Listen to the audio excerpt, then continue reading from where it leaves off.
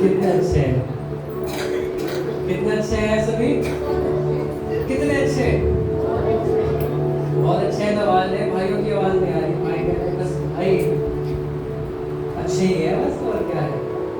कैसे हैं आप सभी? मजा नहीं आ रहा आवाज में। कैसे हैं आप सभी? बहुत अच्छे हैं कि अच्छे हैं, या बहुत बहुत अच्छे हैं? कितने अच्छे हैं? बहुत बहुत अच्छे हैं, बहुत अच्छे हैं, अच्छे हैं। बताओ, बहुत बहुत अच्छे हैं, बहुत अच्छे हैं कि अच्छे हैं? जोर से बताओ, बहुत बहुत अच्छे हैं, बहुत अच्छे हैं, अच्छे हैं? मिल करके क्या कितने अच्छे हैं? बहुत बहुत बहुत अच्छे हैं कि हम बता नहीं सकते कितने अच्छे हैं। हमें हालेलुया, बहुत अच्छा लग रहा है धर्मा की तरह आप सभी को देखकर परमेश्वर के भवन में, है ना। बहुत सारे नए नए चेहरे हैं, बहुत सारे बहुत दिनों बाद के चेहरे हैं, है ना। और बहुत से चेहरे आज भी नहीं हैं, पर मुझे बहुत खुशी होती है आप सभी को देखकर भवन में।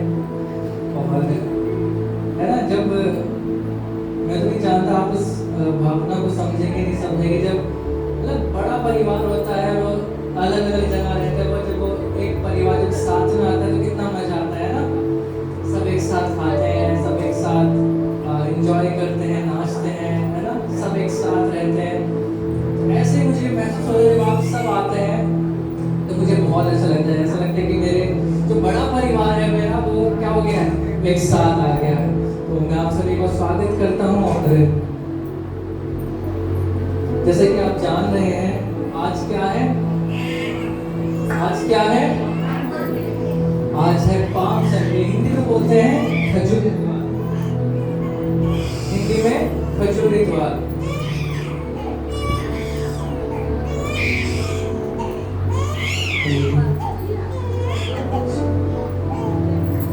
तो आज है खजूर इतवार।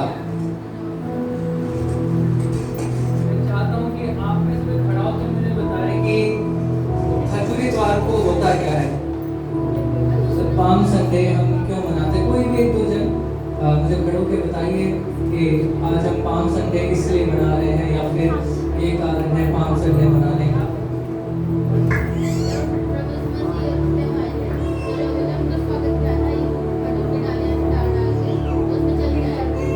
जब प्रभु यीशु मसीह यरूशलेम आए थे तो लोगों ने, वहाँ के लोगों ने उसका स्वागत किया था पत्तियों के द्वारा और अपने अंगोछे डाल के। और भाइयों में से पाम संडे क्या मतलब है, पाम संडे का क्यों, क्या है पाम संडे, खजूर इतवार? कोई भी एक जन खड़े होकर बता दीजिए। भाइयों में से राहुल भाई, यीशु भाई, सोनू भाई, दूसरे सोनू भाई, सूरज, आर्यन, बता दीजिए क्या है पाम संडे का मतलब।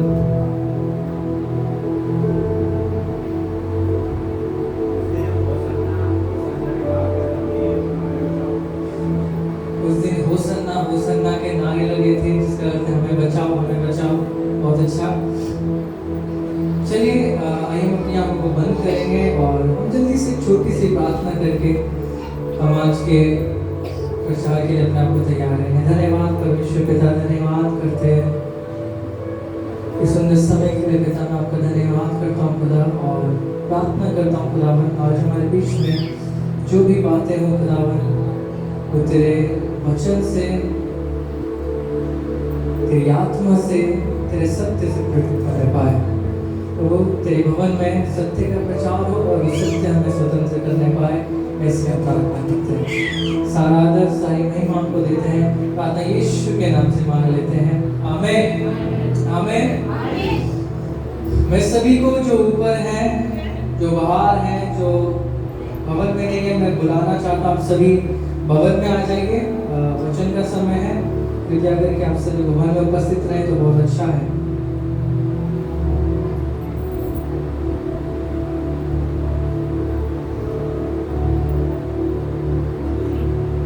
जब हम पाम संडे की बात कर रहे हैं, आप खजूर की डाली देख रहे होंगे, है ना, सजा रखी है। हम पाम संडे कर रहे हैं।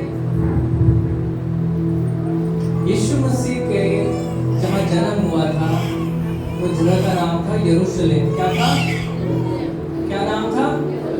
सभी बोलिए, क्या नाम था? यरूशलेम। और यीशु मसीह का पूरा बचपन उस जगह बीता यरूशलेम में। पर जब उन्होंने सेवकाई को शुरू किया, उन्होंने कहा कि मुझको परमेश्वर ने भेजा है, तो उस जगह के लोगों ने उनको ग्रहण नहीं किया और उस जगह से बाहर कर दिया। तो फिर प्रभु यीशु मसीह अपने चेलों के साथ कनान देश में, सारे यहूदिया में, वो अलग अलग देशों में जाकर वो प्रचार के करने लगे कि मसीहा आया है हम सबको पाप से उद्धार देने के लिए। पर अब परमेश्वर की सेवकाई का अंत आ रहा था। ध्यान से सुनते रहिएगा मेरी बात। अब प्रभु यीशु मसीह की सेवकाई का अंत आ रहा था और प्रभु यीशु मसीह का अपने शहर में जाना बहुत जरूरी था। तो तब प्रभु यीशु मसीह ये फैसला करते हैं कि अब मैं वापस अपने शहर में जाऊंगा जहाँ पर मेरा जन्म हुआ है, मेरा बचपन बीता है, जहाँ मेरे माता पिता हैं, बहन भाई हैं। मैं वापस शहर में जाऊंगा। मेरे साथ निकालिए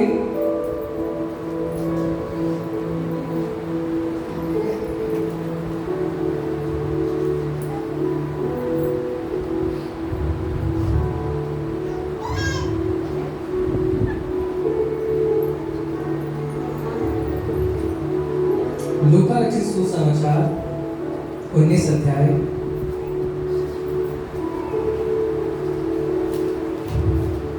और 30 आयत। हम पढ़ेंगे नहीं अभी, उससे पहले आप मेरी बात सुनिएगा।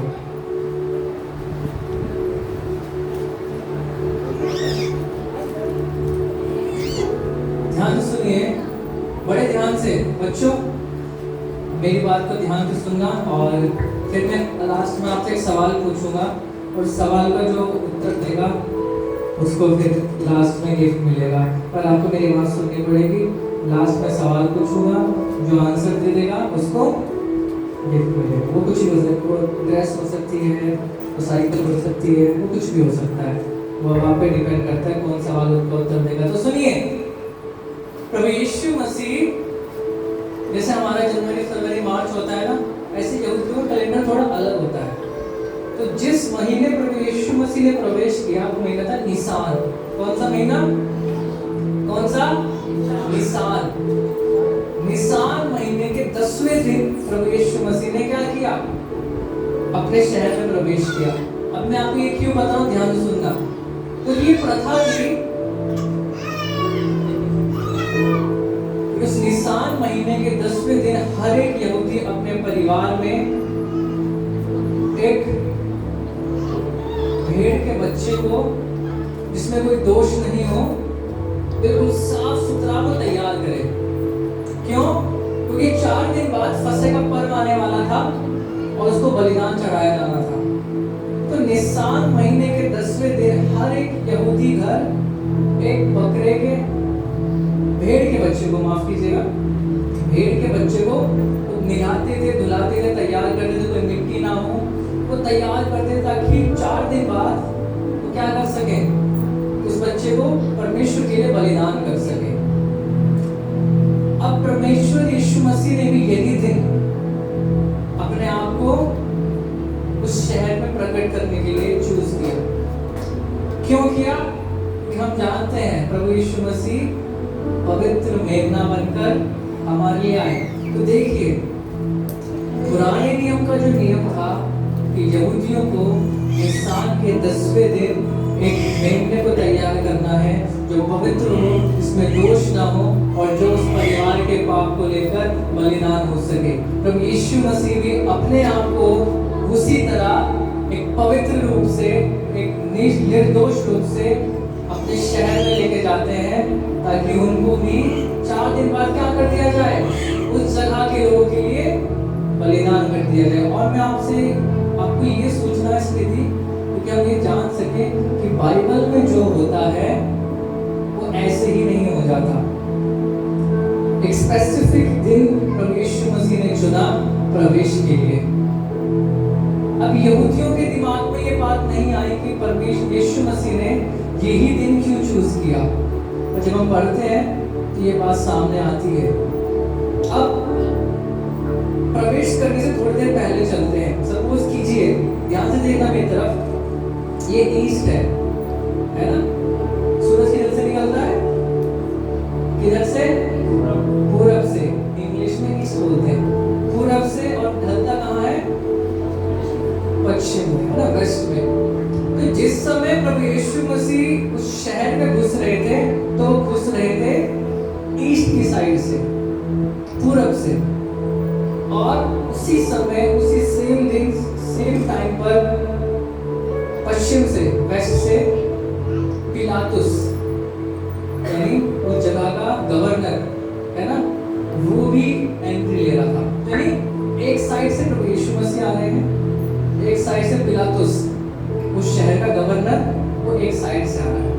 अभी ध्यान से देखना, पिलातुस अपने रथ पर है, सैनिक उसके साथ है, ढोल लगाने बज रहे हैं ताकि सबको पता चले कि हम गवर्नर देश में आ रहे हैं। आपने देखा है ना, जब हमारे भारत में भी जब कोई वीआईपी कोई नेता जब आता जाता है तो क्या कर दिया जाता है? वो जगह को तैयार कर दिया जाता है ना, ट्रैफिक नहीं होना चाहिए, कूड़ा गंदगी नहीं दिखनी चाहिए। अभी जब बाहर से कोई नेता आता है भारत देश का, तो जहाँ पर आता है ना, उस जगह को बहुत साफ सुथरा कर दिया जाता है। ऐसे ही पिलातुस जब आ रहा है तो वो ढोल लगाने बजा के आ रहा है, दिखा रहा है कि हाँ भाई गवर्नर आ रहा है, सब कुछ है उसके पास, पूरे अधिकार के साथ आ रहा है, कोई उसको रोक नहीं सकता, कोई कुछ नहीं। तो वहीं उल्टे हाथ पर प्रभु यीशु मसीह आ रहे हैं, एक गधी पर, गधी के बच्चे पर, है ना? ना ढोल है, ना नगाड़े हैं, ना सिपाही है। अब आप इमेजिन कीजिए, एक गवर्नर और एक बढ़ई का बच्चा, यानी कारपेंटर का बच्चा आ रहा है। अब आप बताओ, लोग किसको देखने जाएंगे? नॉर्मली बात करें तो गवर्नर आ रहा है ना? काश मिलने को मिल जाएगा तो बहुत अच्छा होगा। कारपेंटर के बच्चे से कौन मिले, जो कि एक गधी के बच्चे पर आ रहा है। आज की भाषा में अगर मैं बात करूं तो हम बहुत इस्तेमाल करते हैं, जो जेन ज़ी है, ऑरा, यानी उस पिलातुस का जो ऑरा है वो बहुत है। ऑरा यानी क्या? ऑरा को मैं कैसे समझाऊं आपको कि क्या बात है? रुतबा, ऑरा को रुतबा, यानी इसका क्या रुतबा है, क्या हो रहा है? ढोल लगा, हम तो उसको देखेंगे। इस बड़े के बच्चे, जो कारपेंटर का जो लड़का है, इसका क्या ही हो रहा है, क्या रुतबा है? गधी के बच्चे पर आए, इसको कौन देखेगा? और उस शहर की स्थिति देखिए आप, गवर्नर को देखने कोई नहीं गया, ना कोई उसके सामने डालियों को हिला रहा है, ना कपड़ों को बिछा रहा है, कोई नहीं देख रहा। पर एक कारपेंटर का बच्चा, लड़का, वो क्या कर रहा है? कोई गधी के बच्चे पर वो बैठ कर आ रहा है। ना लाइट है, ना ढोल है, ना शोर है, कुछ नहीं है, पर सब लोग उसको देखने के लिए तैयार है। और ये बात पिलातुस को भी पता चली, और उसने कुछ नहीं कहा उस समय। और वापस आ जाते हैं बाइबल के अंदर। आप समझ गए ना, मैंने बैकग्राउंड आपको समझाया। प्रभु यीशु मसीह 10वें दिन आ रहे हैं, जिस दिन मेमने को तैयार किया जाता है बलिदान के लिए। और जिस समय प्रभु यीशु मसीह आ रहे हैं, उसी समय गवर्नर भी आ रहा था, पर गवर्नर को कोई देखने नहीं गया। प्रभु यीशु मसीह को पूरा वो शहर देखने चला गया। मेरे साथ पढ़िए 19 का 30। कोई पढ़ दीजिए खड़े होकर।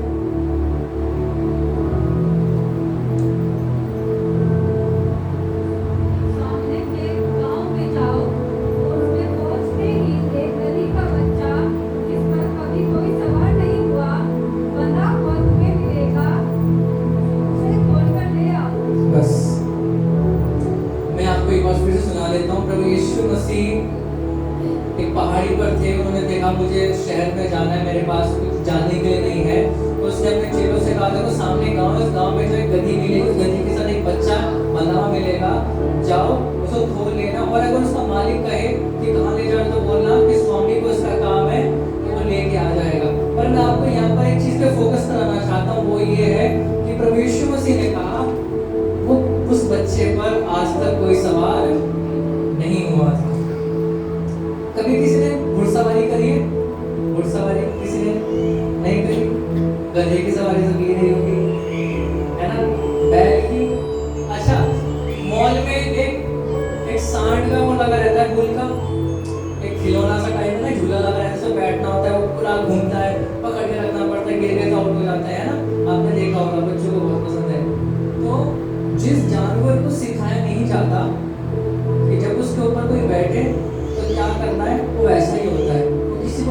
नहीं देता अपने ऊपर।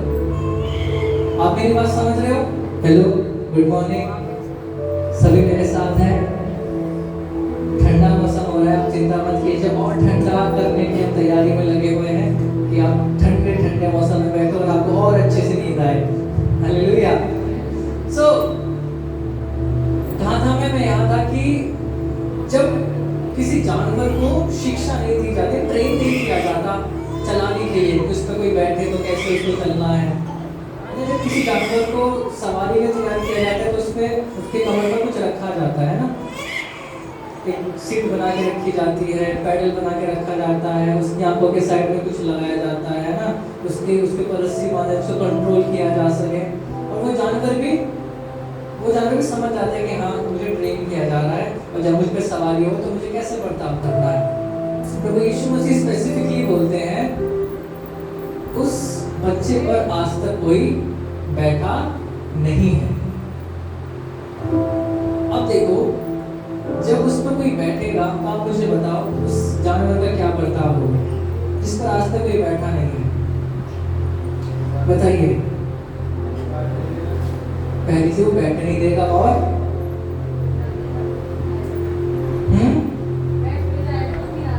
बैठ गए तो गिरा देगा। ठीक है,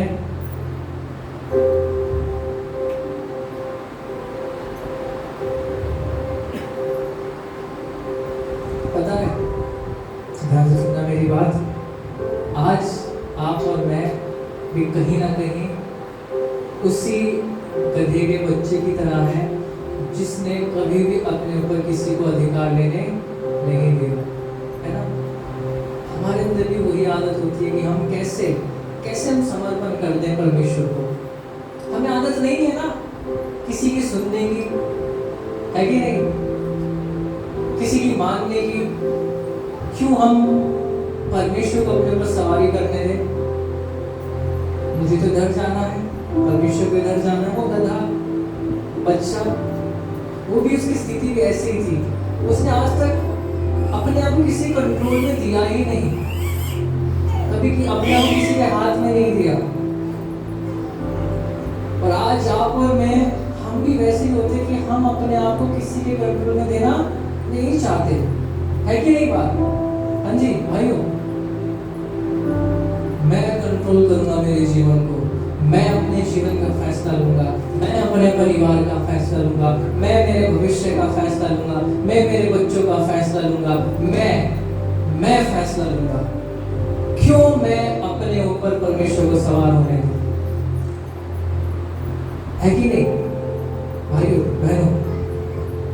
कितने माता पिता बैठे हैं जिनके बच्चे धीरे धीरे बड़े होते हैं, वो इस चीज को समझेंगे, है ना। एक टाइम तो ऐसा होता है बच्चों के ऊपर अधिकार होता है माँ बाप का, जो कहते हैं पहनते हैं, जो देते हैं खा लेते हैं, है ना। जहाँ लेके जाओ बच्चों को कहीं ले जाओ, ये कुछ नहीं कहेंगे, ये नहीं कहेंगे मेरा मूड नहीं है ना, ये नहीं बोलेंगे कि मेरा मूड नहीं है। पर जैसे वो मेरी उम्र में आएंगे क्या बोलेंगे? मम्मी मेरा मूड नहीं है कि नहीं? मम्मी ये कपड़े कैसे कपड़े हैं? पतली पतली पैंट तो कोई भी नहीं पहनता है कि नहीं? मुझे भी पसंद नहीं है पतली पैंट, मैंने छोड़ दी है। मुझे फॉर्मल पसंद है या फिर तो खुली पैंट होती है। ये रंग मुझे पसंद नहीं है, मेरा रंग थोड़ा सांवला है, सफेद रंग मेरे पे कैसा ही लगेगा। पर वही बच्चे जब छोटे होते हैं, कुछ भी पहना लो, कुछ भी खिला लो, कहीं ले जाओ। पर आज आपकी मेरी स्थिति परमेश्वर के सामने उस बड़े बच्चों की जैसी है जो पूरा कंट्रोल हम नहीं देते। यहाँ पर प्रभु यीशु मसीह फिर से बाइबल में आ जाएंगे, उस पाठ को पढ़ेंगे। यीशु मसीह कहता है, सुनिएगा, गधी का बच्चा बंधुआ मिलेगा जिस पर कभी कोई बैठा नहीं है। यीशु मसीह को पता था अगर मैं उस पर बैठूंगा तो हो सकता है वो कूदे, उछले, वो गिरा दे, वो बैठने ना दे, वो लात मारे, बहुत सारी चीजें थी। पर आप उस जानवर की मानसिकता को समझिए, वो तो जानवर है। जैसे ही प्रभु यीशु मसीह उसके ऊपर बैठे, उसने अपना टोटल कंट्रोल किसको दे दिया? प्रभु यीशु मसीह को। फिर वो अपने चलाए नहीं चला, अब आप मेरे धन की तरफ देखिए, यहाँ से मैंने उस नदी के बच्चे को यहाँ लेके आया, मुझे वहां जाना है सामने, तो जब मैं इस रास्ते को जाऊंगा तो क्या उसको उसका घर नहीं दिखेगा? मेरा घर किस और है। वो चाहता तो मुड़ जाता, उसको ट्रेनिंग नहीं मिली, वो इस चीज के लिए कभी उसने प्रशिक्षण नहीं लिया, उसको घर भी दिखा, उसको उसका मालिक भी दिखा, पर फिर भी उसने अपना पूरा कंट्रोल किसको दिया हुआ था? प्रभु यीशु मसीह। मेरे प्रियो, सबसे पहली चीज आज मैं आपको इस पाम संडे यही समझाना चाहता हूँ, अपनी लाइफ पर टोटल कंट्रोल मैं परमेश्वर को देना है। देना है कि नहीं देना है? देना है कि नहीं देना है? देना है कि नहीं देना है? देना है कि नहीं देना है? आमीन, आमीन। वो जानवर, हम कहते हैं प्रभु मुझे गाना नहीं आता, मुझे प्रचार करना नहीं आता, प्रभु मुझे कुछ ज्ञान नहीं है वचन का, प्रभु मुझे सिर्फ 2 महीने हुए चर्च आते हुए, मैं कैसे आप मुझे इस्तेमाल कर सकते हो? परमेश्वर को फर्क ही नहीं पड़ता कि आपकी ट्रेनिंग हुई है कि नहीं हुई है। उसे मतलब नहीं है आपकी ट्रेनिंग से आप कितने सक्षम हो, आप कितने तैयार हो, क्योंकि अगर एक बार आपने उसको टोटल कंट्रोल दे दिया, उसकी काबिलियत आपके अंदर आ जाएगी। Hallelujah, hallelujah. उस गधे को नहीं पता था कहाँ जाना है, क्या होगा क्या नहीं होगा, मुझे क्यों लेके जाया जा रहा है, ये व्यक्ति कौन है, इसको मैं जानता नहीं हूँ, पर जैसे उसने टोटल कंट्रोल प्रभु यीशु मसीह को दे दिया, उसे रास्ता भी पता चला, उसके जीवन का मकसद पता चला, और टोटल कंट्रोल कहाँ? प्रभु यीशु मसीह को दे दिया। Hallelujah, hallelujah, hallelujah.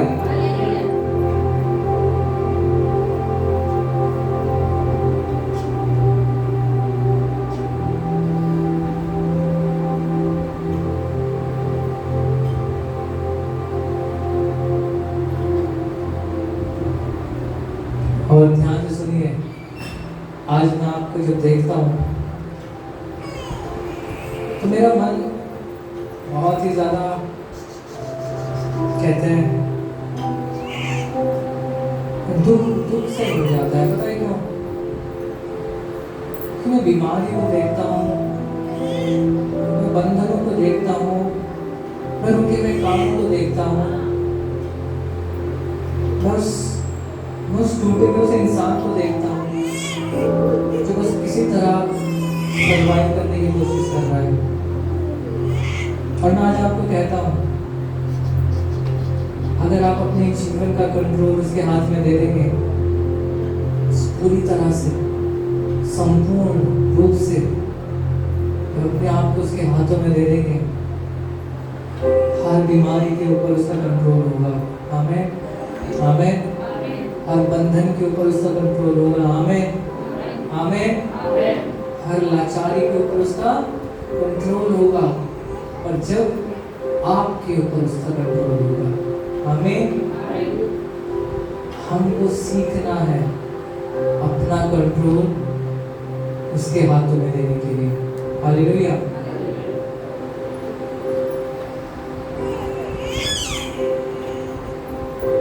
मेरे साथ अपनी आंखें बंद कीजिए और मेरे साथ मेरे पीछे पीछे बोलिएगा, और बड़े विश्वास के साथ बोलिएगा हर एक जन। मैं घोषणा करता हूँ, जोर से मैं घोषणा करता हूँ,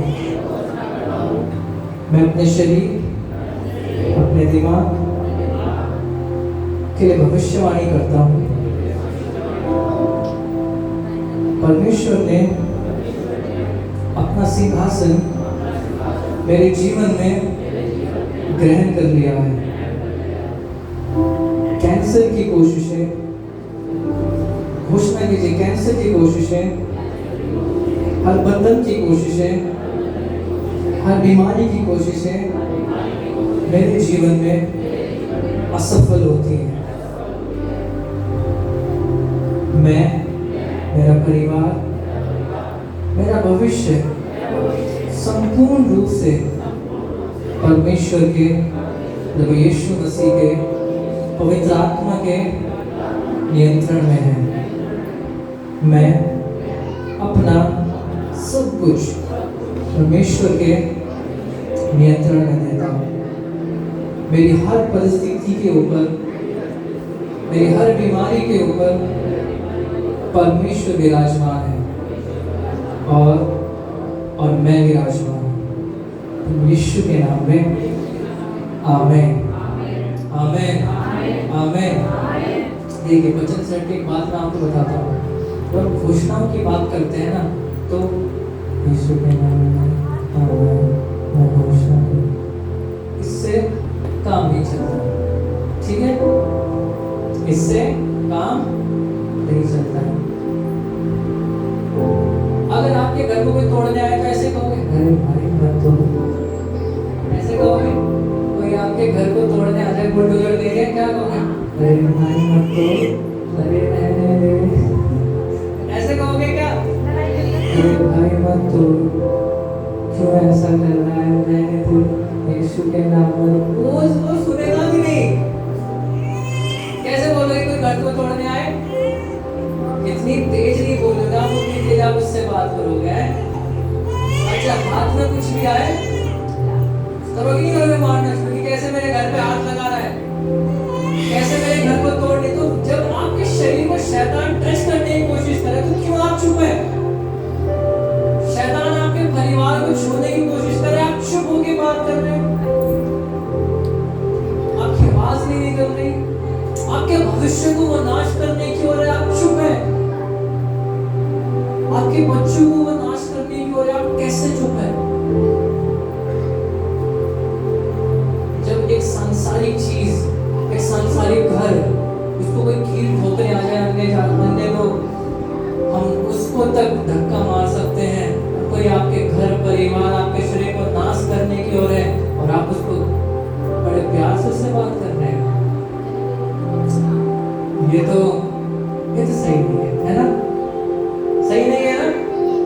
आप कैसे घोषणा करेंगे? चुपचाप मैं घोषणा करता हूँ, ऐसे कैसे करेंगे? जोर से, मैं घोषणा करता हूँ कि मैं, मेरा परिवार विजय है। मेरे चाहे बाएं 10 गिरे, दाएं 100 गिरे, मैं कभी ना गिरूंगा। हम घोषणा करेंगे, परमेश्वर मेरा चरवाहा है, मुझे कोई घटी नहीं होगी।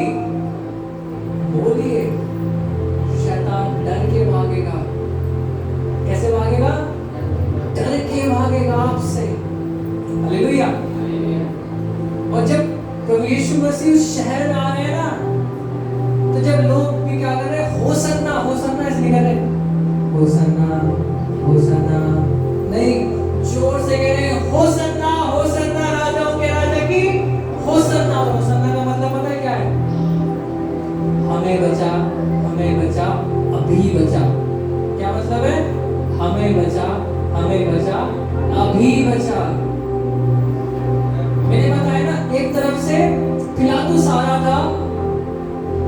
पिलातुस उनकी सड़क बनवा सकता है, उनके घर बनवा सकता है, उनको नौकरी दे सकता है, पर उनकी बीमारी को चंगा नहीं कर सकता था। पिलातुस उनको पैसा तो दे सकता था, पर वो कर्ज के बंधन को तोड़ नहीं सकता था। इसीलिए भीड़ कहाँ थी?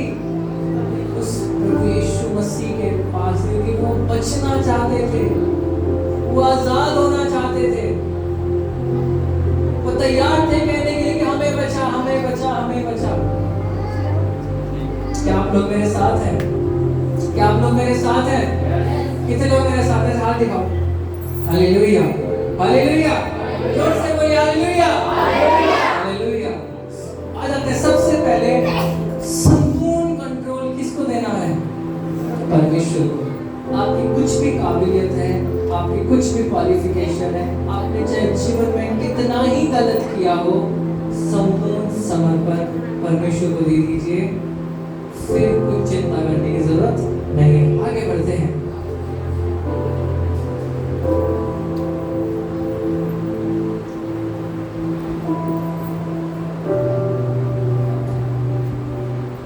उसके बाद जब वो शहर में घुस रहे थे, लोगों ने पता क्या किया?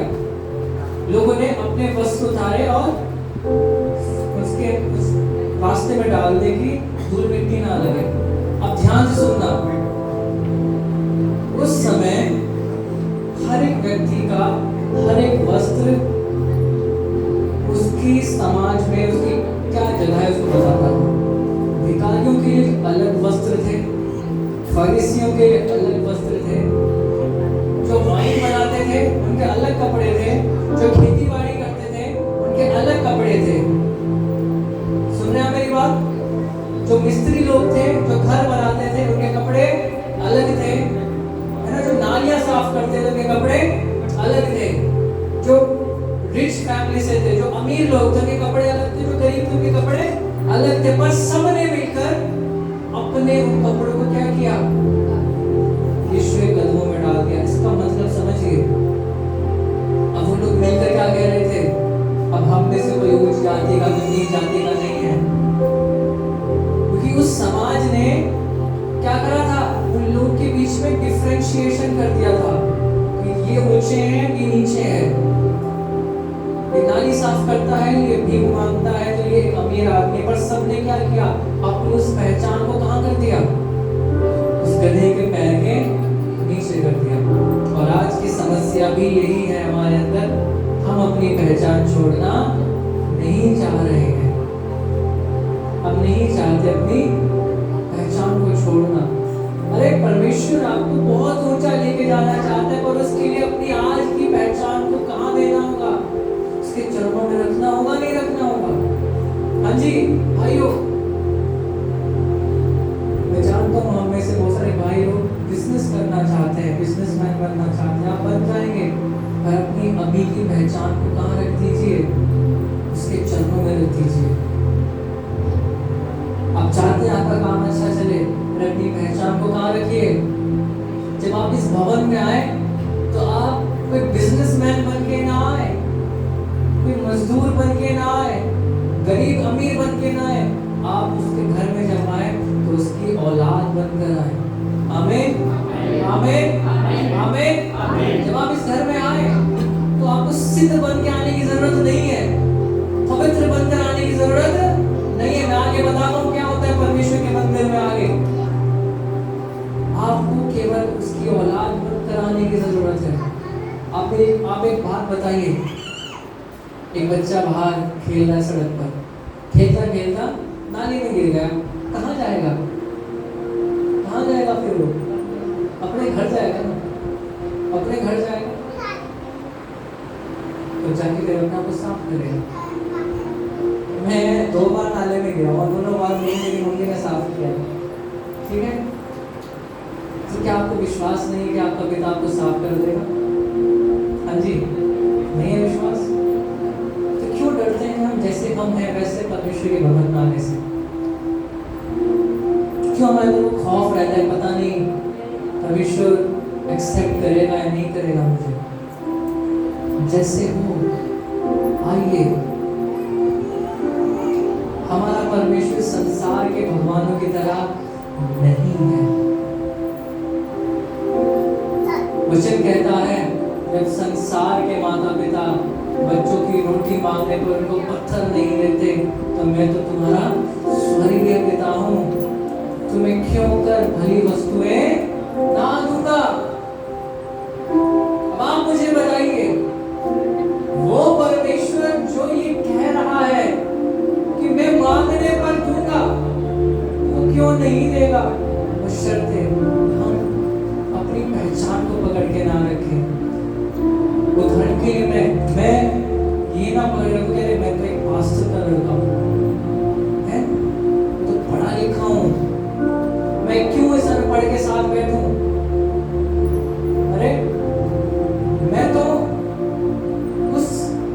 मुझे तो ये खाना पसंद है, ये मुझे दाल खिला रहा है, इसमें दाल का में पानी ज्यादा है, मैं कैसे खा सकता हूँ ये? अरे मेरे घर में दूध की चाय बनती है, ये मुझे पानी की चाय पिला रहा है, मैं कैसे पी सकता हूँ? उस पहचान को क्या करें? खत्म करें। आप परमेश्वर के क्या है? औलाद है। ना तो कोई बड़ा है ना कोई छोटा है। अगर आज आप वहाँ बैठे और मैं यहाँ खड़ा हूँ तो हम दोनों में कुछ फर्क नहीं है। आपको भी परमेश्वर उतना ही प्यार करता है, उतना ही देता है जितना वो मुझसे प्यार करता है और मुझे देता है। आमीन। सबसे पहली चीज प्रभु यीशु मसीह ने उस गधे के बच्चे को लिया जिसको कुछ नहीं आता था, उसके ऊपर बैठा और उसने अपना पूरा कंट्रोल किसको दे दिया? प्रभु यीशु मसीह को दे दिया। और क्या हुआ? परमेश्वर ने उसको इस्तेमाल किया। क्या किया? इस्तेमाल किया। क्या उसकी ट्रेनिंग हुई? नहीं हुई। क्या उसको सिखाया गया? नहीं। क्या उसको कहा तो पहले बड़ा हो जा? नहीं। कहा इसको 2 साल पालो, इसको बड़ा करो। वो छोटा बच्चा कितनी देर चल रहा होगा? है? कितनी देर चल रहा होगा? छोटा सा बच्चा है, यीशु मसीह का वजन को एक अच्छा हेल्थी, यीशु मसीह अच्छे हेल्थी शरीर में थे, आराम से 60 65 70 किलो वजन होगा उनमें। एक गधे का बच्चा छोटा सा 60 70 किलो वजन देख कितनी तेज चल रहा होगा? धीरे चल रहा होगा। पर क्या यीशु ने उसके लात पर चल जल्दी तेज चल तेज चल, चेले उसके पीछे डंडी लेके चले? नहीं। यीशु ने रखा, यीशु मसीह ने चलता रहे, तू चलता रहे, तू धीरे भी चलेगा ना तो भी मैं तेरे साथ हूँ, तू नहीं भी चलेगा तो भी मैं तेरे साथ हूँ, क्योंकि तूने मुझे नहीं चुना, मैंने तुझे चुना। Hallelujah, hallelujah. यही हकीकत परमेश्वर की हमारे लिए। हमने उसको नहीं चुना बल्कि उसने हमें चुना है। तो चाहे हम तेज चले चाहे हम धीरे चले, हमें त्यागने वाला परमेश्वर नहीं है। हालेलुया। क्या आप लोग विश्वास करते हैं? क्या आप लोग विश्वास करते हैं? दूसरी बात, लोगों ने अपनी पहचान को यीशु के चरणों में कर दिया। यीशु के आने से पहले कोई अमीर था, कोई गरीब था, तो कोई भिखारी था, तो कोई फरीसी था, कोई पास्टर था, कोई विश्वासी थे, तो कोई चुंगी लेने वाला था, तो कोई चुंगी देने वाला था। सब अलग अलग थे। और यीशु के आने के बाद सब एक परिवार बन गए। हालेलुया। ऐसे जब आप इस परिवार में आए, हमें एक परिवार बनना चाहिए। हमारे पीछे भेदभाव की जगह नहीं होनी चाहिए। हमारे अंदर पक्षपात नहीं होना चाहिए, एक दूसरे को लेकर नफरत नहीं होनी चाहिए। यीशु का स्वागत एक गरीब भी कर रहा था, एक अमीर भी कर रहा था, एक भिखारी भी कर रहा था, एक पास्टर भी कर रहा था। यीशु मसीह को एक अमीर ने भी देखा, एक गरीब ने भी देखा। और यीशु मसीह एक अमीर के लिए भी मरा और एक गरीब के लिए भी मरा। हालेलुया। जल्दी से आगे बढ़ते हैं। क्या आप लोग मेरे साथ हो? क्या आप लोग मेरे साथ हो?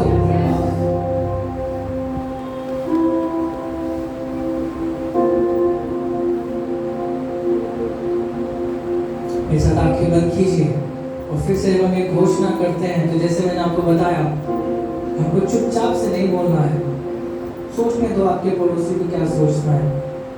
आइए मेरे साथ बोलिए, मैं घोषणा करता हूँ यीशु, मैं अपनी पहचान, अपनी उपाधियां और अपने स्वयं के भरोसे को आपके अधिकार के सामने समर्पित करता हूँ। मैं चाहता हूँ कि आप मेरे घमंड को कुचल दें और आपका अनुग्रह मुझ में जीवित हो। आमीन, आमीन, आमीन। अगले हिस्से में चलते हैं। यीशु मसीह का स्वागत हो गया। यीशु मसीह ने एंट्री ले ली। यीशु मसीह सीधा पता कहाँ गए? वो मंदिर में गए, वो चर्च में गए। पता है वहां क्या देखा? कौन बताएगा? कौन बताएगा वहां उन्होंने क्या देखा? यीशु ने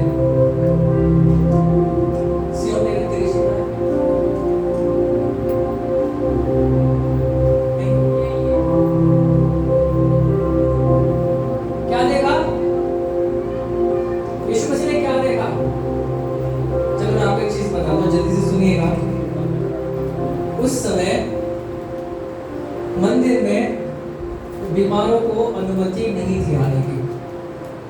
किसको अनुमति नहीं थी? मतलब कोई बीमार नहीं आ सकता था, कोई अंधा, कोई लूला, कोई नहीं आ सकता था। सबको कहा गया था कि तुम केवल मंदिर की पैड़ियों तक आ सकते हो, उसके अंदर आप लोग नहीं आ सकते थे। यीशु मसीह जब जा रहे थे मंदिर की ओर, तो उन्होंने पैड़ियों पे देखा, उधर एक अंधा भी है, इधर एक लंगड़ा भी है, इधर एक बीमारी में भी पड़ा हुआ है, अंदर चलते हैं। जब उन्होंने अंदर देखा अंदर क्या देखा? अंदर कोई कबूतर बेच रहा है, कोई बकरी बेच रहा है, कोई बलिदान के लिए सामग्री बेच रहा है, कोई लकड़ियां बेच रहा है। और फरीसी जो वहां की जिम्मेदारी जिनको थी वो पैसे गिन रहे हैं। तो यीशु मसीह ने उनको देखा तो पता है यीशु मसीह ने क्या कहा? मेरे साथ निकालिए मरकुस 11 अध्याय 15 से 17। मैं पढ़ता हूँ, आप बाद में पढ़ लीजिएगा। इसमें जो यीशु मसीह कहता है, तुमने मेरे घर सब जातियों के लिए प्रार्थना का घर कहलाएगा, पर तुमने इसे चोरों की खो बना दिया है। यानी जहाँ चोर एक साथ इकट्ठा होते हैं ना, वो जगह तुमने इस मंदिर को बना दिया है। अब आप ये बताओ यीशु मसीह ने चोर का क्यों इस्तेमाल किया? चोर वर्ड यूहन्ना क्या कहते हैं? चोर क्या किस लिए आता है? चोर चोरी करने और हत्या करने, नाश करने आता है। तो यीशु मसीह जब कह रहे हैं चोर का खो, यानी तुमने मेरे भवन को जीवनों को नाश करने के लिए, जीवनों की हत्या करने के लिए बना दिया। अब मेरा घर ये नहीं था, वो चोरी के लिए नहीं था मेरा घर। तो पता फिर क्या किया? यीशु मसीह एक पट्टू का बांधे थे, उन्होंने पट्टू का उतारा, उसको ऐसे लपेटा और चलाना शुरू किया। सब भाग गए, जितने चोर थे सब चोरों को भगाया। फिर पता है वचन क्या कहता है? उस दिन से उस मंदिर में बीमारों का आना शुरू हुआ। जहाँ कभी बीमारों की जगह केवल मंदिर के पैड़ियों तक सीमित थी, प्रभु यीशु मसीह के आने से वही बीमार जो पैड़ियों पर थे वो मंदिर के अंदर आना शुरू हुआ। पता है क्या हुआ? यीशु मसीह ने वहां से चंगाई करना शुरू किया। Hallelujah, hallelujah. बंद था, नहीं आ सकता था कोई बीमार मंदिर में। जब यीशु मसीह ने ये देखा, उसका दिल बहुत दुखी हुआ है देखकर कि मेरा घर जिस चीज के लिए होना चाहिए था उस चीज के लिए तो हुआ ही नहीं, किसी और चीज के लिए इस्तेमाल हो रहा है। और वो समय था जब मंदिर में पहली बार एक अंधा गया, एक लंगड़ा गया, दुष्ट आत्मा से पीड़ित व्यक्ति गए और हर एक को यीशु मसीह ने क्या किया? चंगा किया। Hallelujah, hallelujah.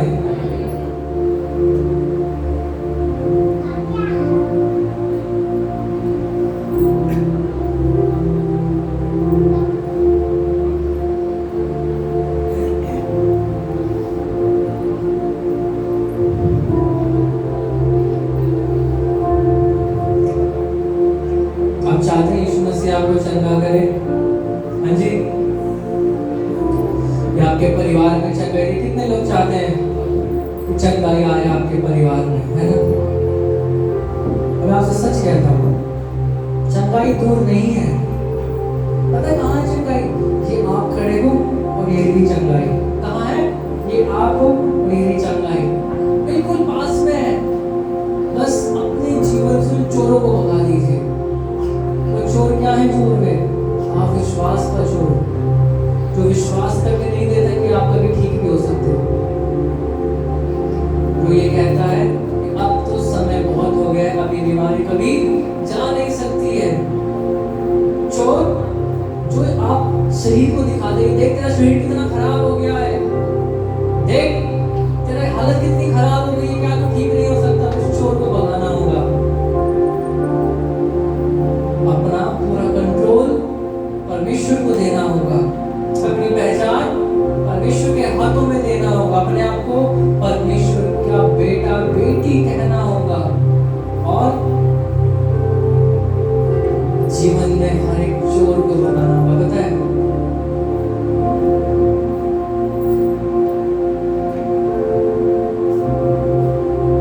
डॉक्टर्स और दवाइयाँ आपको बेटर कर सकती हैं, प्रभु यीशु मसीह आपको नया कर सकता है। Hallelujah, hallelujah. नया कैसा होता है? कोई भी चीज़ नई कैसी होती है? जब घर में सेकंड हैंड चीज़ है और नई चीज़ है तो फर्क होता है ना? नई के लिए एक अलग खुशी होती है, उसके ऊपर पन्नी चढ़ी होती है, पन्नी उतारते हैं, बड़ा अच्छा लगता है, क्लीन एकदम। और प्रभु यीशु मसीह वायदा करता है आपको कि आपको क्या करेगा, नया बना देगा, नया पन्नी चढ़ा हुआ एकदम से ब्रांड न्यू पीस, ना कोई बीमारी, ना कोई बंधन, ना धूल ना मिट्टी, कुछ भी नहीं, बिल्कुल नया बनाने के लिए परमेश्वर आपको आज बुलाता है।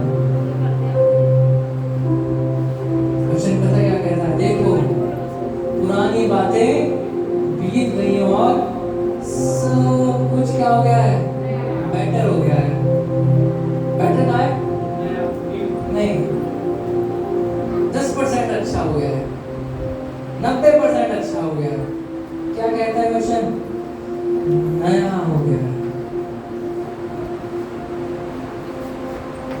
अब मेरी बात समझ में, मैं आपको देखता हूँ, मुझे दिखती हैं बीमारियां, बंधन दिखते हैं, अविश्वास थोड़ा सा दिखता है। पर आज आपको फिर से ये बातें दोहराता हूँ कि अगर कोई कर सकता है तो वो कौन है, यीशु मसीह, जो आपको क्या कर सकता है, नया, मुझे नया किया है, मुझे तो नया, हर दिन मुझे नया करता है, पता है।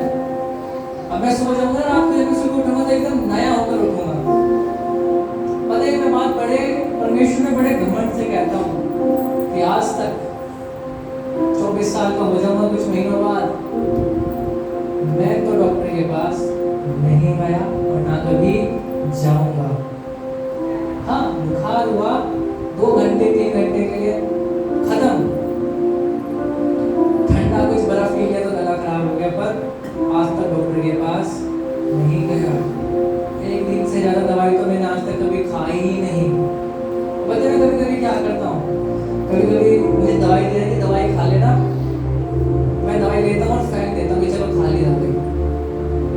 हकीकत बता रहा हूँ मैं आपको। अभी मैं पुणे गया था, वहाँ मैंने पापा को फोन किया कि मेरे सिर में बहुत दर्द हो रहा है, पापा ने दवाई दे के भेजा था मुझे, तो पापा ने ये दवाई खा लेना। तो मैं सच बताऊँ ना, बना नहीं रहा हूँ अपने आप से बात, तो दवाई का पैकेट जहाँ रखा था वहीं पे मेरा फोन रखा था।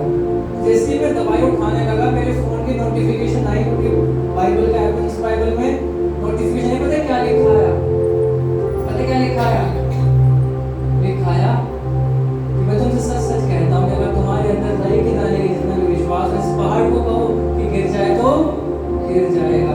मैंने कहा अरे वाह, इतनी अच्छी दवाई, अब इस अच्छी दवाई से क्या हो सकती है। फिर मैंने दवाई निकाली, ली और फेंक दी। मैं ऐसा ही करता हूँ। और पता है मैं बड़े सुकून से सोया और मेरी तबीयत भी एकदम बढ़िया हो गई। ये मैं आपको अपने जीवन का अनुभव बता रहा हूँ। बीमारियों का आपके जीवन के ऊपर कोई अधिकार नहीं है।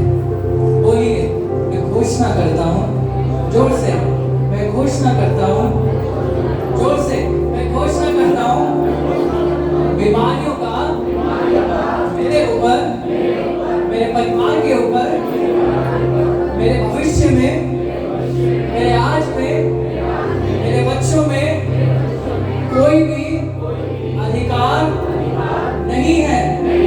मेरे ऊपर, मेरे परिवार के ऊपर, मेरे भविष्य के ऊपर, मेरे बच्चों के ऊपर प्रभु यीशु मसीह का, परमेश्वर का, पवित्र आत्मा का संपूर्ण अधिकार है। आमीन, आमीन। मेरे प्रियो, आज पाम संडे है और मैं नहीं चाहता कि पाम संडे हमारे लिए केवल एक दिन बन के रह जाए। जिससे प्रभु यीशु मसीह उस शहर में आए और बीमार चंगे होने लग जाए, होने पाए, आज से, अभी से आपकी बीमारियां भागनी शुरू हो जाए। आमीन, आमीन, आमीन। कभी भी अपने जीव से अविश्वास की बातें मत करना। कभी भी ये मत कहना कुछ नहीं हो सकता। कभी भी ये मत कहना बहुत देर हो गई है। कभी भी ये मत कहना मैं कमजोर हूँ। कभी ये मत कहना अब कुछ फायदा नहीं है। कभी भी ये मत कहना कोई परमेश्वर नहीं है। हमेशा विश्वास की घोषणा अपने जीवन में करना। उसे फिर आपको किसी की जरूरत नहीं है। जब आपका पिता और आप उसके घर में हो, आपको जरूरत नहीं है पूछने की खाना कहाँ रखा है, आपको पता है खाना कहाँ रखा है। आप जाएंगे खाएंगे, आप जाएंगे और अपनी चंगाई को ले लेंगे, आप किसी से पूछने की जरूरत नहीं है।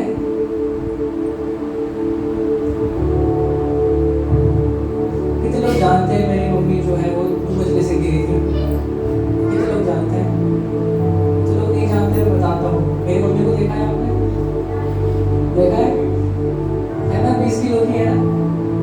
20 किलो की है ना? पतली सी नहीं, अच्छी हेल्थी है वो। सबसे ऊपर है ना, ऊपर से सीधा नीचे पत्थर पे धम जैसी गिर गई।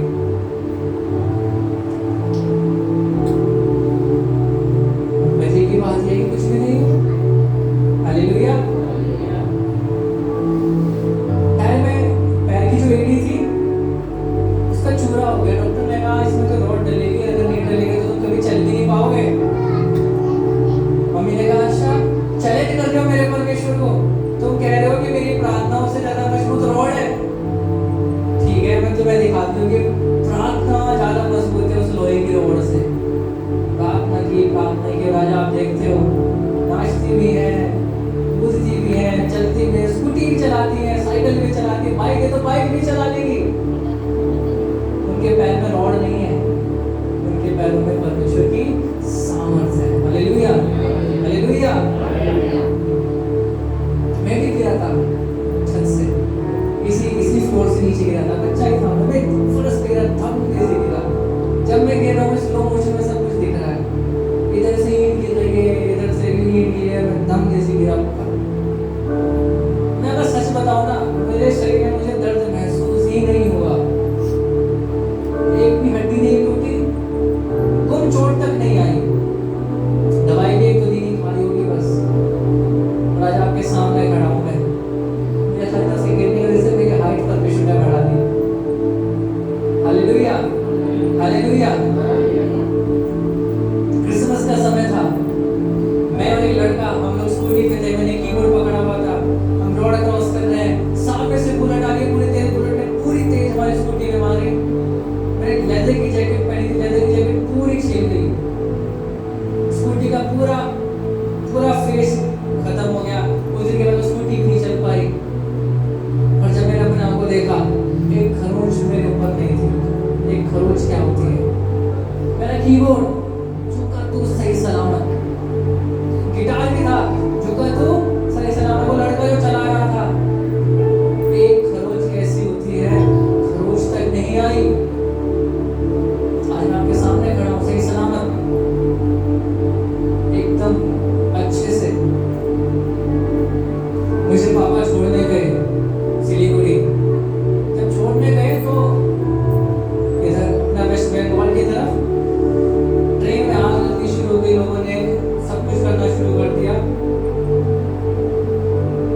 और परमेश्वर ने, आप देखना आपके सामने बैठे हैं, बिना किसी रुकावट के, बिना किसी हानि के, उस रास्ते में जहाँ ट्रेनों में आग लग रही थी, पत्थर मारे जा रहे थे, ट्रेन रोक दी जा रही थी, जितने लोग हैं उनके अंदर लोगों को मारा जा रहा था, उस रास्ते में बिना किसी खरोंच के वो वापस घर तक लेकर आया।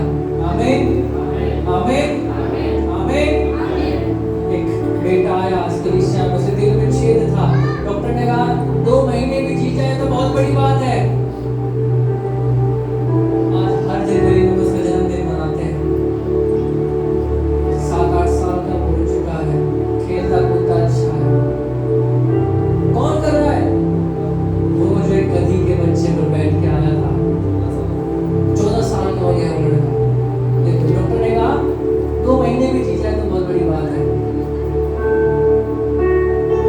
एक व्यक्ति था, लड़के के साथ उसको हो गया, उसने कहा परमेश्वर बस तू ही मेरा सहारा है। परमेश्वर ने उसके ब्लड कैंसर को भी चंगा कर दिया।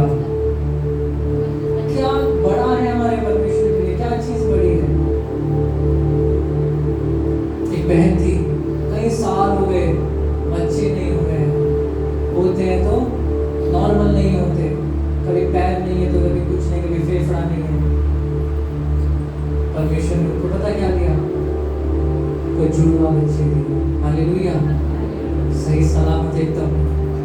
एक बहन, उनका बच्चा और हमको कहते हैं कि इसके तो फेफड़ों में पानी है, जिंदा नहीं रहेगा। आज वो बच्चा भी हंसी से मजे से खेलता कूदता है, बड़ा हो गया है, 8-10 साल का हो चुका है। ये कौन कर रहा है?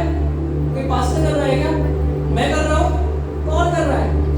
वो जो गधे के बच्चे पर बैठ कर आया। परमेश्वर का भवन ही एक अकेला ऐसी जगह है जहाँ पर ऊंच नीच नहीं होती। Hallelujah, hallelujah, hallelujah, hallelujah. हमारे पास घर नहीं था, किराए पर रहते थे, कभी यहाँ तो कभी वहाँ तो कभी किधर। मेरे याद है, थोड़ा याद है, एक घर में रहते थे। उस घर की जो थी ना दीवार, जब बारिश होती तो पानी टपकता था, तो बर्तन लगा देते थे, बर्तन में पानी भरता था। हमारे पास मम्मी थे, पापा थे और मैं, हम 3 लोग थे। उसमें रहना भी थी, मेरे को अच्छे से याद नहीं है। पानी भर रहे मम्मी हमारी जलेबी बनाती थी, बड़े मजे से खाते थे, कोई समस्या नहीं है। और आज ऐसा घर परमेश्वर ने ध्यान दिया, अगर तूफान में पानी के बूंद भी हमारी छत से टपकती नहीं है। ये करने वाला कौन है? करने वाला कौन है? एक सभा चल रही थी, उसमें बोला गया कि जो है दे दीजिए परमेश्वर के लिए। केवल 50 रुपए थे, वो भी दान कर दिए, जेब खाली हो गई। और आज वही जेब है जो परमेश्वर कभी खाली होने नहीं देता। Hallelujah, hallelujah.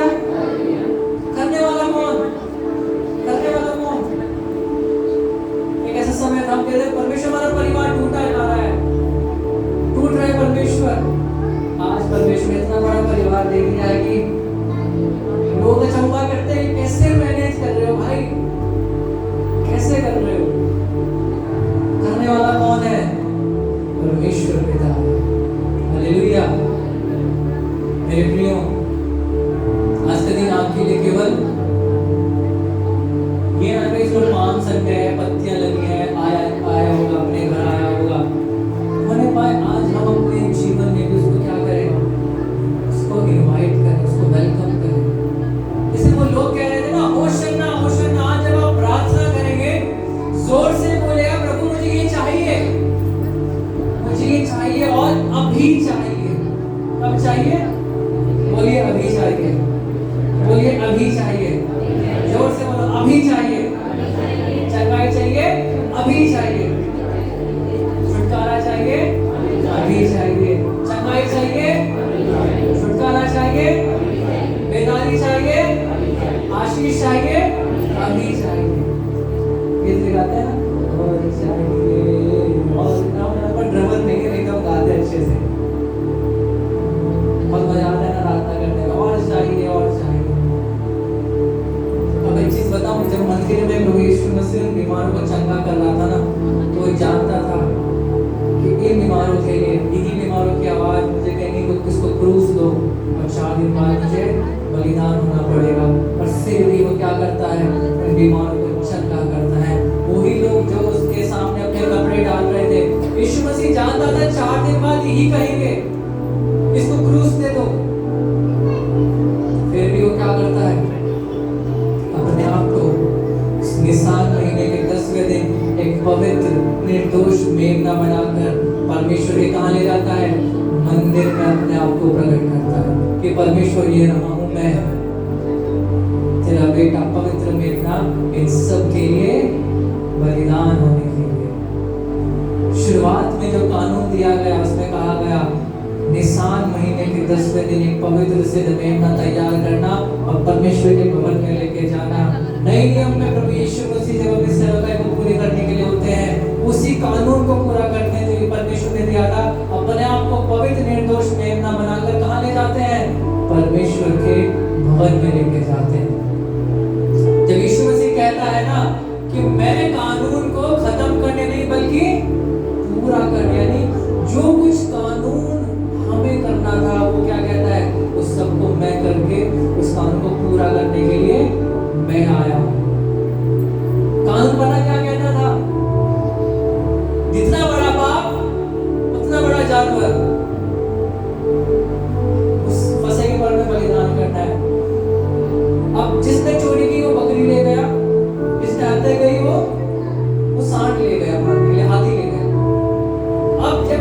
संसार की बात हो रही थी, ऐसा कि जानवर तो पैदा नहीं हुआ, इस संसार का पाप आज का, कल का और आने वाले कल का भी ले ले, पर कानून तो पूरा होना है कि परमेश्वर का कानून है, बिना पूरे हुए नहीं टलेगा। तो हमारा कानून जो हमारे मांगने पर परमेश्वर ने हमें दिया, हमको बचाने के लिए वही कानून किसने पूरा किया? जिसने वो कानून दिया। Hallelujah, hallelujah. तो उदाहरण के लिए समझिए, आप एक कोर्ट में हैं, आपके ऊपर चार्ज लगे हत्या करने के, व्यभिचार करने के लिए आपको सजा दी गई है फांसी की, इसको मार दो। पर जज जो है वो आपसे प्रेम करता है, वो उसने कहा इसको मत मारो, मैं अपने बेटे को देता हूँ, इसकी जगह मेरे बेटे को मार दो। यही काम परमेश्वर ने किया हमारे लिए। जब पिता देख रहा है यीशु मसीह को आते हुए शहर में, तो देख रहा है ये लोग इसको मारने जा रहे हैं। वो पिलातुस दूसरी ओर से आ रहा था, उसके सैनिक इस कारपेंटर के बच्चों को इधर से आ रहा है, इसको कोड़े से मारने जा रहे हैं, इसके हाथों में कीलों को ठोकने जा रहे हैं। परमेश्वर जानता था, फिर भी आने दिया। आने दिया किसके लिए?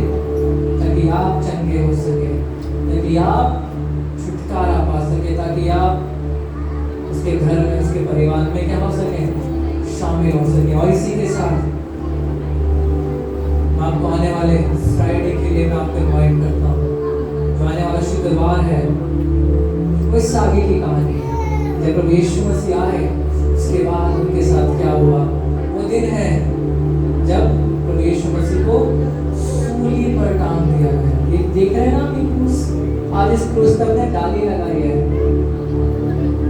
शुक्रवार के दिन इस क्रूस पर खून था, किसका? हमारे यीशु मसीह का। किसके लिए? हमारे लिए। आज हमने सजाया है चर्च को, ये सब पत्तियां उस दिन सूख गई, ये जगत को बनाने वाला जगत के लिए बलिदान हो गया। ये अपने स्थान पर खड़े हो जाएंगे और इस समय है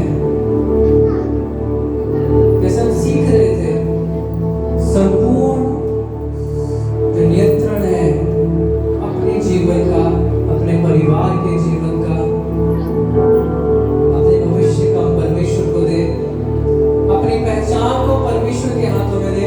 और आज अपनी बीमारियों के सामने नारे लगाकर बोलना है, मुझ पर तेरा अधिकार नहीं है। और मैं चाहता हूँ जितने बीमार हैं वो सामने आए, हम उनके लिए प्रार्थना करेंगे। अगर आपके परिवार में कोई बीमार है, आप सामने आए, हम आपके लिए प्रार्थना करेंगे। अगर आप में, आपके परिवार में, आपके दोस्त की जीवन जो कोई बीमारी है, मैं चाहता हूँ आप सामने आए, हम आपके लिए प्रार्थना करेंगे। और जब आप सामने आ रहे हैं तो आप प्रभु यीशु मसीह को अपने सम्मुख समझते रहेंगे। आइए ये कलीसिया, ये जो लोग सामने की ओर आ रहे हैं, हम इनके लिए प्रार्थना करते रहेंगे। सामने की ओर आ जाइए सभी लोग, आगे की ओर। अपनी आंखों को बंद करेंगे, प्रार्थना करेंगे।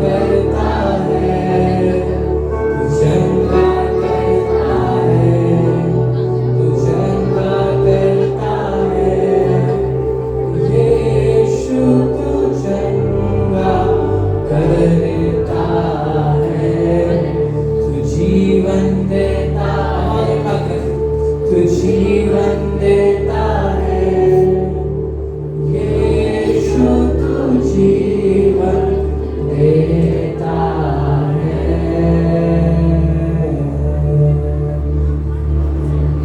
और ये प्रार्थना की ओर जा रहे हैं और मैं विनती करूंगा हर एक सदस्य से, कोई अपनी आंख ना खोले, पर आज आपको प्रार्थना करना इस भवन में जो बीमारियां हैं वो आज इसी वक्त प्रभु यीशु मसीह के नाम में आज परमेश्वर के बेटों के बेटियों के जीवन से भाग जाने पाए। हर एक जन प्रार्थना करेंगे। धन्यवाद, धन्यवाद धन्यवाद।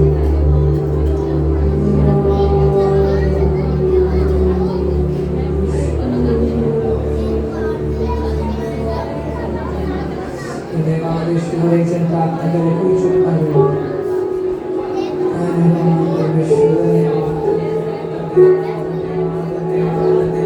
कोई चुप ना रहे। हम इन बीमारियों के लिए प्रार्थना करें। हर एक बीमारी जो इस भवन में है, उस बच्चे के जीवन में वो यीशु के नाम से भाग जाने पाए। धन्यवाद, धन्यवाद, धन्यवाद यीशु, धन्यवाद परमेश्वर पिता, धन्यवाद, धन्यवाद, धन्यवाद, धन्यवाद, धन्यवाद।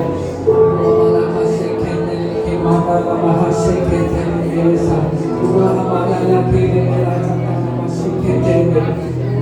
Jesus, Jesus, Jesus, धन्यवाद, धन्यवाद, धन्यवाद, धन्यवाद, धन्यवाद, धन्यवाद, धन्यवाद, धन्यवाद, धन्यवाद, धन्यवाद, धन्यवाद,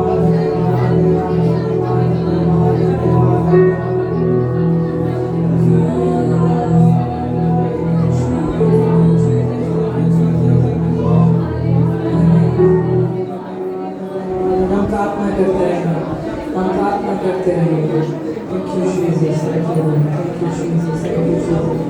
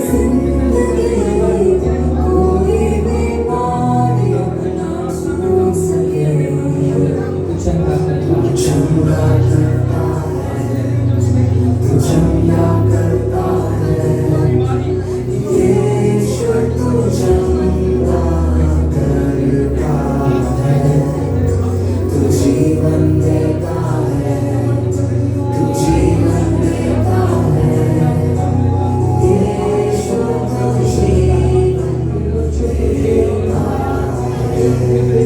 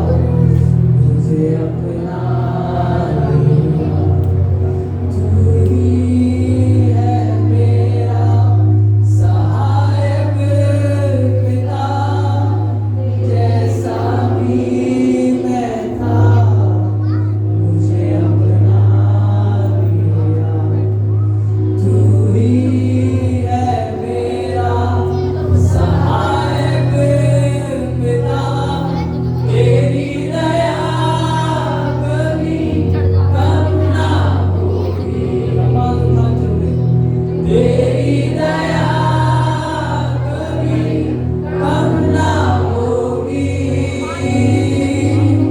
तेरी दया कभी कम ना होगी, तेरी दया कम ना होगी। तेरी प्यारी बाहों में पिता मैं खोया रहूंगा।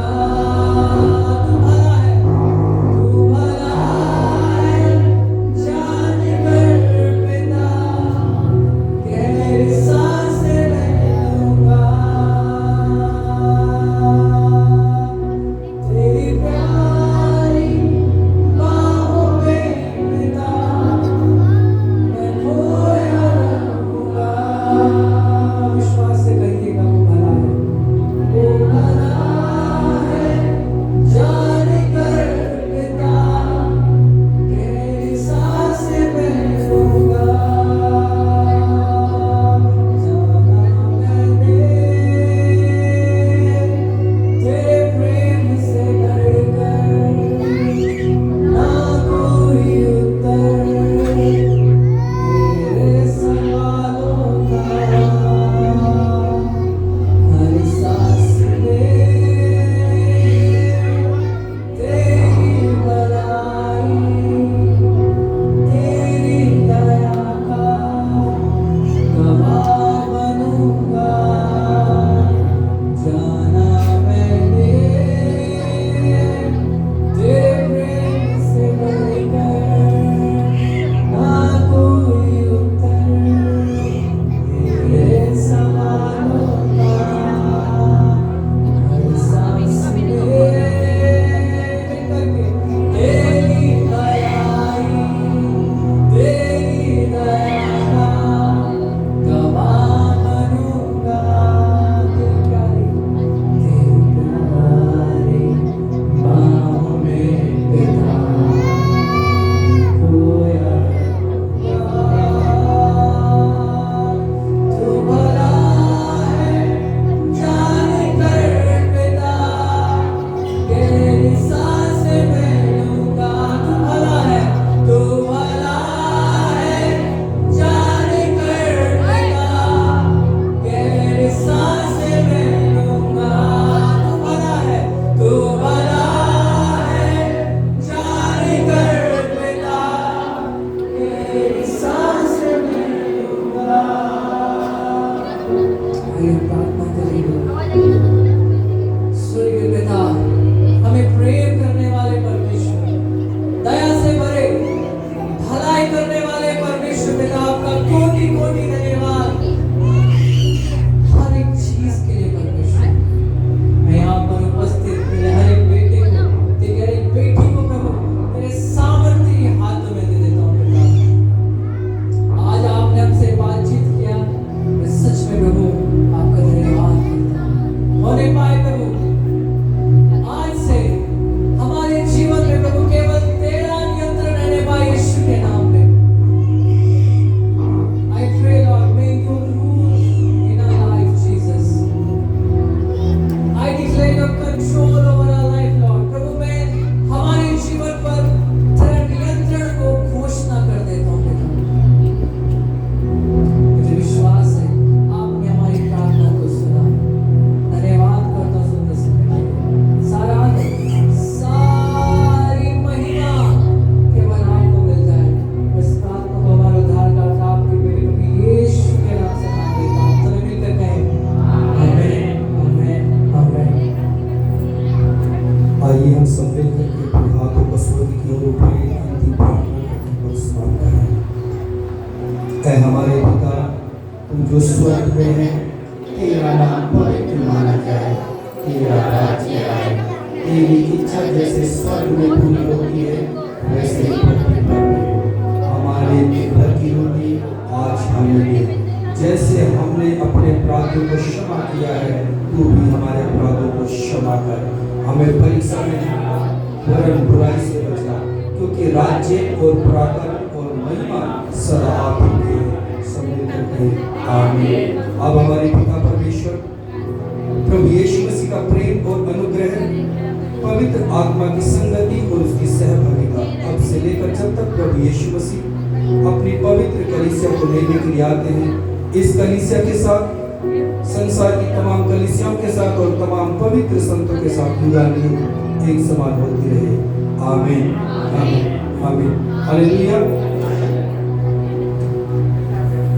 एक तो कोई बाहर ना जाए, पहली बात कोई बाहर ना जाए। दूसरा, आज अब के बाद कोई भी टॉयलेट को यूज ना करे, पानी यूज ना करे, क्योंकि बाहर से ना वो बन रही है, रोड बन रही है, तो पाइप वगैरह सब अब निकल गई है। जब आप आए थे जैसा तब था वैसा अब नहीं है, पैडिया टूट गई है, ठीक है ना। तो पानी को इस्तेमाल ना करें बिल्कुल भी। खाने की